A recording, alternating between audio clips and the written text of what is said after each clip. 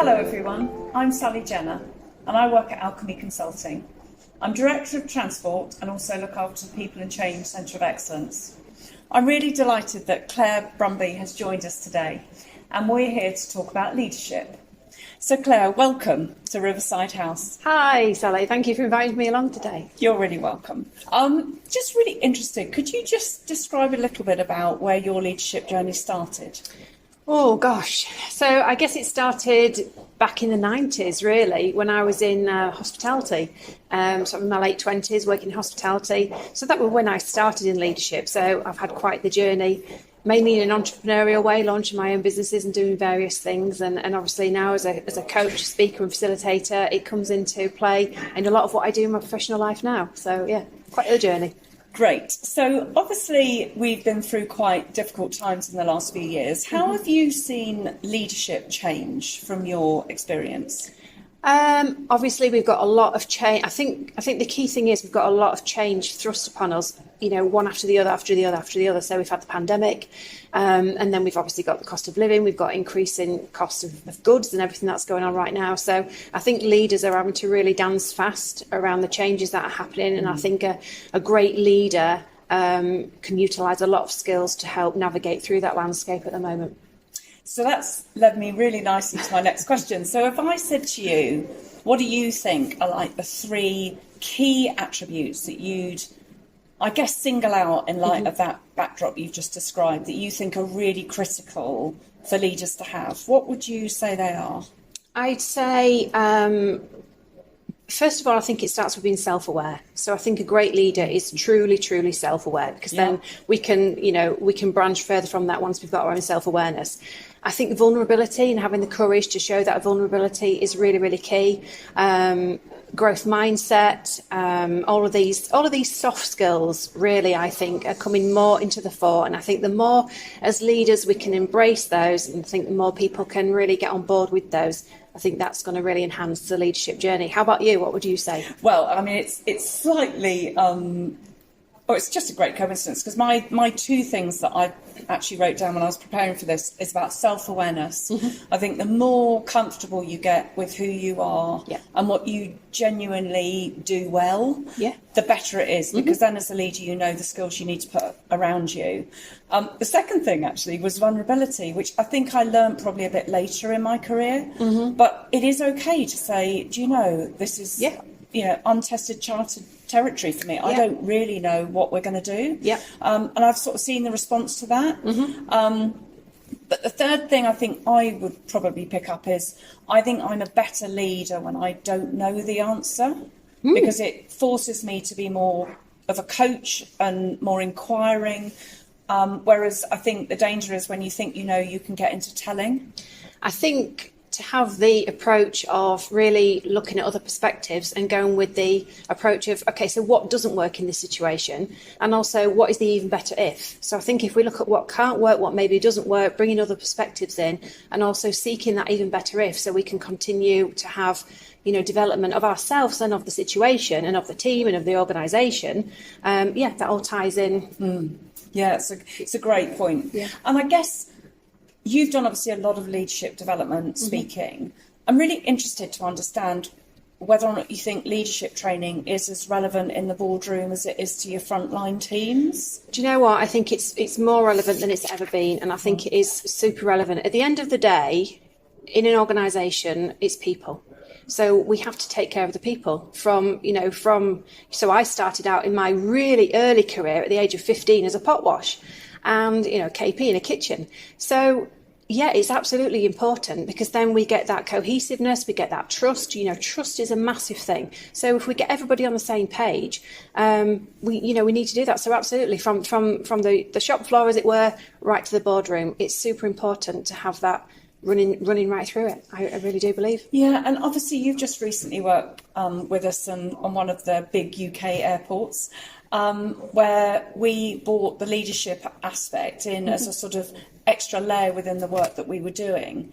I'd just be really interested, having just finished that piece of work, what were the tangible differences that you saw from providing that training for the people that went through it? Do you know what? I absolutely loved being involved in that piece of work because I could see transformation happening before my eyes. Wow. And it was in the mindset, it was in the attitudes, it was in the, because I think once we can give people the skills and the tools, then we are better arming them to go ahead and do their leadership role. And so the key transformations that I saw there was this feeling of empowerment that they could do it. And actually, I think some people can shy away from leadership thinking that because I'm not a natural leader or I haven't been in a leadership role before, I'm not a leader and I can't lead.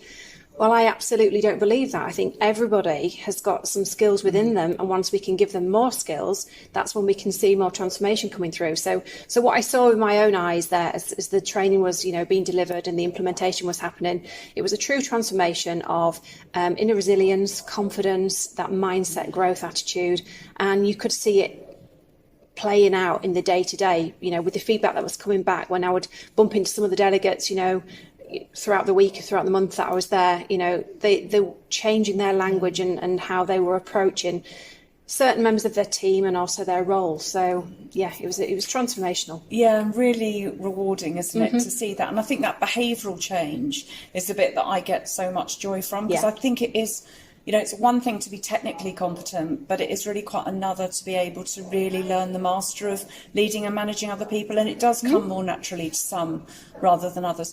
I guess it's great when you're in the room and you're training them and you've got them, I guess, at your disposal. What's your thinking about when they go back into the operation and how you sustain and embed that change?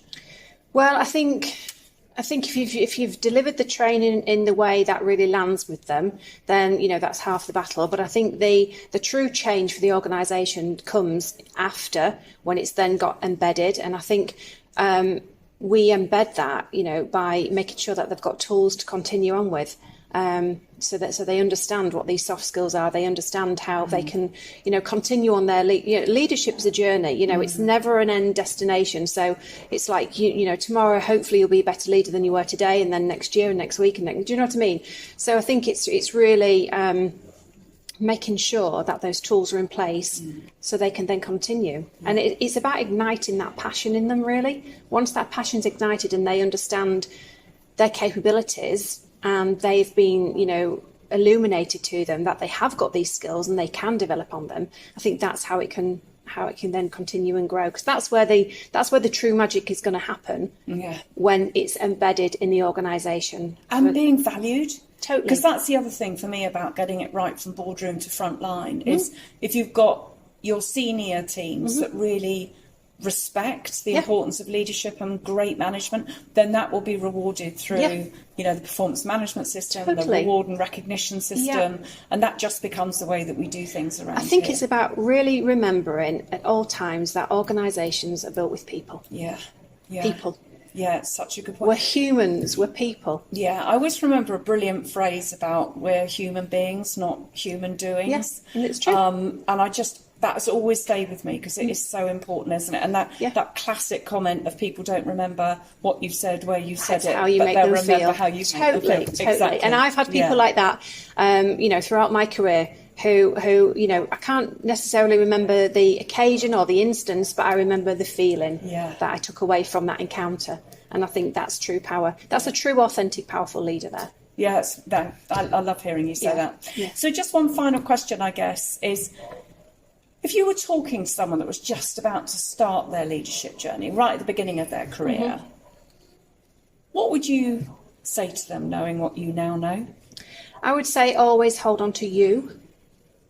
Know yourself, know your boundaries, just really know yourself, because when you know yourself, then you'll know your capabilities, you'll know your strengths, you'll know your areas of improvement. So I think it's about knowing yourself. I think it's about not being afraid. I think it's not feeling like you've got to conform to a notion of a leader that you've maybe got a vibe of, because you're feeling a little bit vulnerable as you enter into the arena. So be yourself, be authentic to yourself, be true to that, and know that you can learn these skills. It's not something that is unattainable to you. And I think always have that great respect, but also I think to be curious and have a growth mindset and to see other people's perspectives. Yeah. Integrity, humility, they're all there. It's all these characteristics, and learn, be a lifelong learner. Just go all in. I have this saying, so particularly when I'm doing my speaking, it's about passion is contagious. So I think if your passion as in your role, then that becomes contagious. And another one of my Claire's diamonds, that is, if you're not having fun, you're on the wrong ride. Yeah. So get on the right ride where you're going to have fun as a leader, and then you're going to be naturally curious, and you're going to naturally have that passion which is going to draw people into you, and there I think you've got some great foundational steps of being a world-class leader. How about you? What do you think? I think the biggest thing is about just getting to know yourself, understanding where you're truly at your best. Yeah. I spent so much of my early career going off to do jobs that would develop my weaknesses. And it took quite a long time for me to recognise that if I went to the jobs that actually drew on my natural strengths, I could actually be really good. Yeah. And also just getting comfortable with it. You don't have to do everything. It's, really understanding the opportunity of putting your real skills to the best effect, and being really comfortable that that's your sort of unique selling point, and then building a team around you that can do the stuff that you can't, because I've spent most of my career making sure that I've got complementary skills in my team, because the temptation is to bring people in that are very much a similar sort of mould to you. And that's another skill though, isn't it? Delegation. Having that, letting go.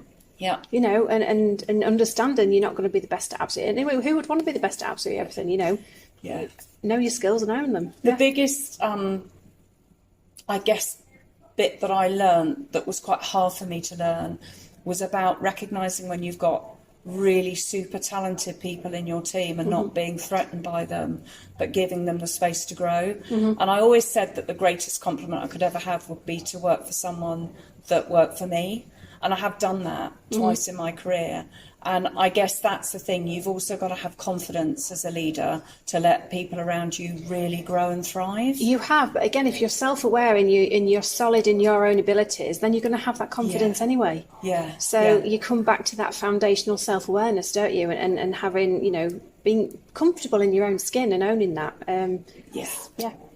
It's been such a great conversation, Claire, as always. Talk all really day. Nice to see you. And thank you so much for your time. Thank you very much. Thank you. Great. See you later. I hope you really enjoyed that. As always, leadership is a subject that I could talk about forever. But for me, I hope there was just a few nuggets that might help you in your leadership quest. Thank you for listening.